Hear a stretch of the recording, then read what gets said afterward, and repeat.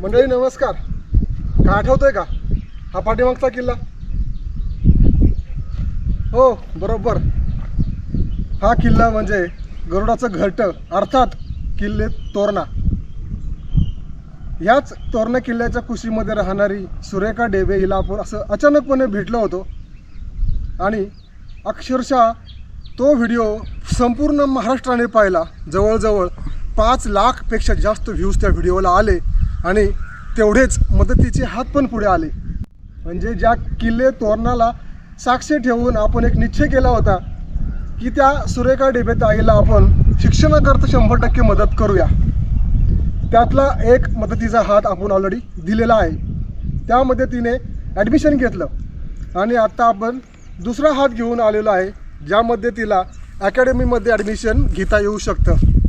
ह्या व्हिडिओमध्ये मी प्रामुख्याने सगळ्यांचे अगदी मनापासून आभार मानतो.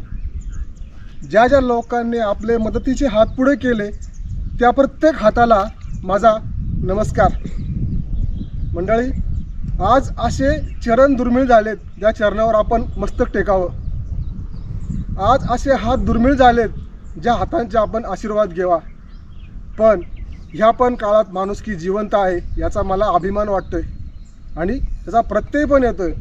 कारण गेले 15-20 दिवस झाले मदतीचे एवढे हात पुढे येत आहेत, एवढे फोन्स कॉल येत आहेत आणि एवढा पुढाकार लोक घेतात ना, तर खरंच वाटतंय अजून माणुसकी जिवंत आहे. खऱ्या अर्थाने या दुर्गम भागात राहणाऱ्या सुरेखाताई ढेबेचं स्वप्न नक्कीच पूर्ण होणार आहे. आणि मुख्य म्हणजे त्या मुलीची जिद्द आहे. एवढे कष्ट करून, मजुरी करून, कठीण प्रसंगी लोकांच्या कामाला जाऊन ती पैसे कमवती आणि एक नवीन स्वप्न पाहती. त्या स्वप्नांना आपण बळ देण्याचं काम करणार आहोत आणि करीत आहोत. त्यातलाच एक भाग म्हणून एक मदत तिला आपण आज देणार आहोत. आज तिच्या घरी चाललो आहे आपण.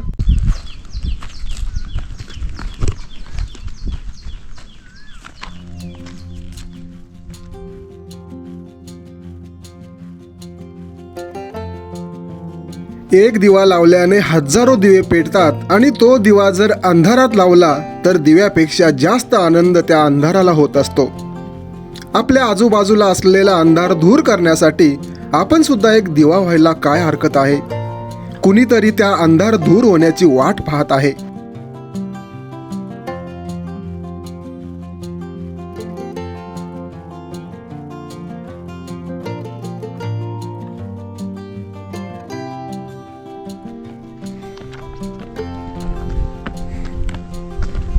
काय सुरेखाताई,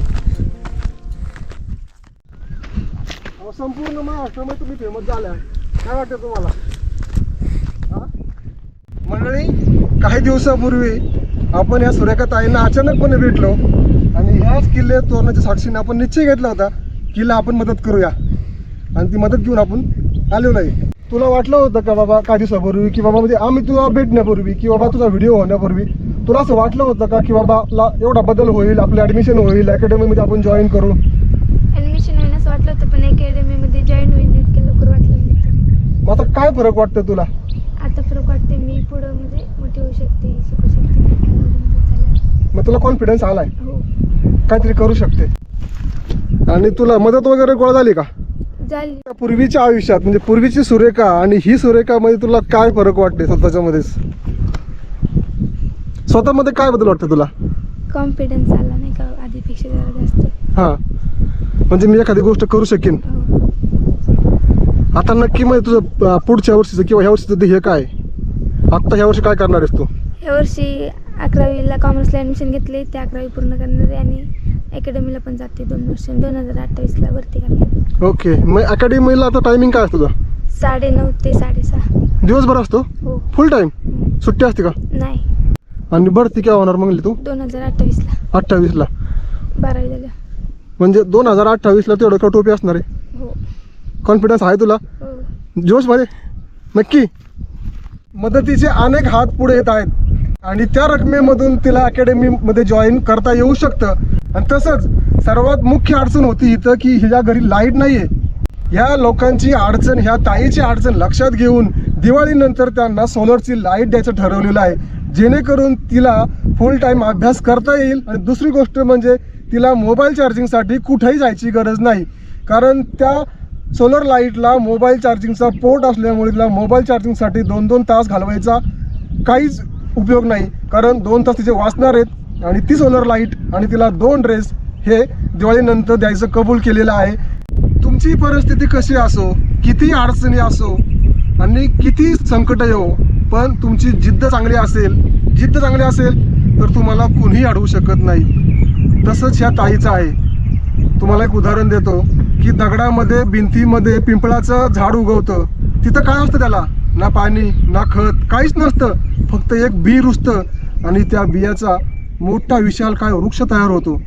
तसंच ह्या ताईच्या मनात एक बी रुजलेलं आहे पोलीस भरतीचं, आणि त्या बियाला आपण खत पाणी घालणार आहोत मदत रूपाने, आणि त्या मदत रूपाने खत पाणी घातल्यानंतर हे ताईचं झाड आहे ना मोठं होणार आहे, त्याचा महाकाय वृक्ष तयार होणार आहे आणि एक दिवस ती पोलीस भरती होणार आहे. ज्यांनी ज्यांनी मदत केली त्यांचे मनापासून आभार तर आहेच, आणि ज्यांना मदत करायची त्यांनी पण 100% मदत तिला कराच. तिचा खाते नंबर खाली दिलेला आहे, त्या खाते नंबरवर तुम्ही ती मदत पोस्ट करू शकता आणि तिच्या स्वप्नांना एक बळ देऊ शकता. दुर्गम भागातल्या माणसांना स्वप्न बघायचा अधिकार नसतो असं कोण म्हणतं, आणि ते कष्ट करत नाहीत, हुशार नाहीत असं कोण म्हणतं. त्या मुलीकडे पहा, जिद्द काय असते, कष्ट काय असतं आणि शिकायची इच्छा काय असते. एक दिवस तिला पोलीस भरतीत डोक्यावर टोपी घालून जेव्हा समोर येईल ना तेव्हाच तुम्हाला कळेल की जिद्द काय असते, आणि ते स्वप्न लवकरच पूर्ण होईल अशी मला खात्री आहे. कष्ट करणार आहेस तू. अजून तुला काय अडचणी आहेत का? दाखला वगैरे काढला? जातीचा नाही काढला. मग तो कधी काढणार आहे?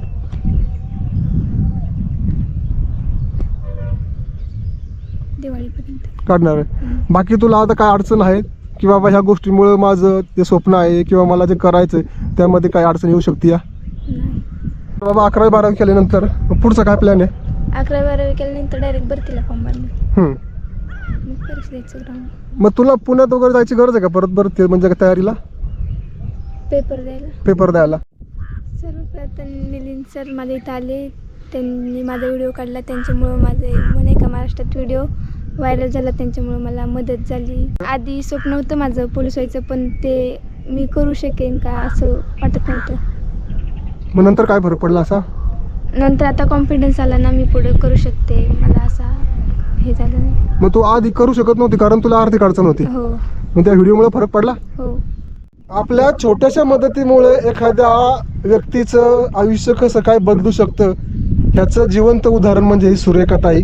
आम्ही हिला भेटलो होतो योगायोगाने, आणि भेटण्याचं म्हणजे असं नशिबात असतं ते गोष्टी, आणि ती मला भेटली, तिची अडचण सांगितली आणि ती अडचण मी जगासमोर मांडली. आणि काही दिवसापूर्वी असलेली सुरेखा ताई, तिला भवितव्य असं काहीच नव्हतं, इच्छा होती शिकायची पण पुढे अंधकार वाटत होता, पण तिला एक प्रकाश आम्ही दिला आणि तिला तो कॉन्फिडन्स मिळाला. आता ती म्हणू शकते मी पोलीस भरती होणार. कॉन्फिडन्स? शाबास. आपण परत तिला भेटूया, हिचं अपडेट घेऊया. अजून तिला काय गरज लागली, अजून काय मदत हवी असेल तर मी सांगेलच. आणि एक दिवस तिला आपण डोक्यावर टोपे घालून पोलीस झालेलं पाहणार आहोत आणि संपूर्ण महाराष्ट्राला एक ज्वलंत उदाहरण करून दाखवणार आहोत. ग्रामीण भागातील, दुर्गम भागातील माणसं ही कमी नाहीत, त्यांच्या कॉन्फिडन्समध्ये कमी नसती, कमी असते फक्त आर्थिक पाठबळाची. तिला ते पाठबळ मिळालेलं आहे आणि ती एक दिवस ते स्वप्न गाठणार आणि ध्येयापर्यंत पोहोचणार. मंडळी, सांगायचा उद्देश एवढा की माझ्याकडं काही सोर्स नाही आहेत, पैसे नाही आहेत किंवा अडचणी आहेत हे कारण सांगून रडत बसण्यापेक्षा कष्ट करा, मार्ग सापडतो. एक पाऊल पुढं टाका. आपण जर एक पाऊल पुढं टाकला तर समाज तुम्हाला मदत करतो, 2 पाऊल टाकायला मदत करतो, पण ते एक पाऊल आहे ना ते आपण टाकणं गरजेचं आहे. तसं हिने एक पाऊल टाकलेलं आहे, त्या पाऊलाला आम्ही भक्कम आधार दिलेला आहे. चलो बाय बाय.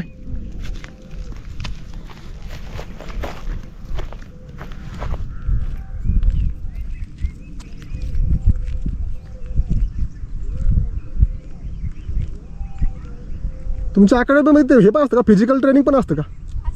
पळता का तुम्ही? पळ की मग. शाबास.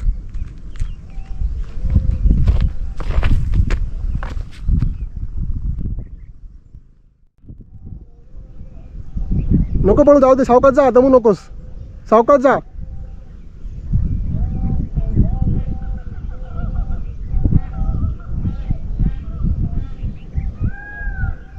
मंडळी तिला गमती गमतीत म्हणलं मी पळत जाते, खरंच पळत गेली.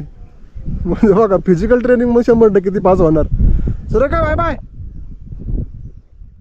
मंडळी चला पुन्हा एकदा भेटूया लवकरच अशा एका नवीन व्हिडिओमध्ये. आणि हो, सबस्क्राईब करायला विसरू नका. असे नवीन नवीन व्हिडिओचे नोटिफिकेशन मिळण्यासाठी ते करणं गरजेचं आहे. मंडळी धन्यवाद ताई, धन्यवाद.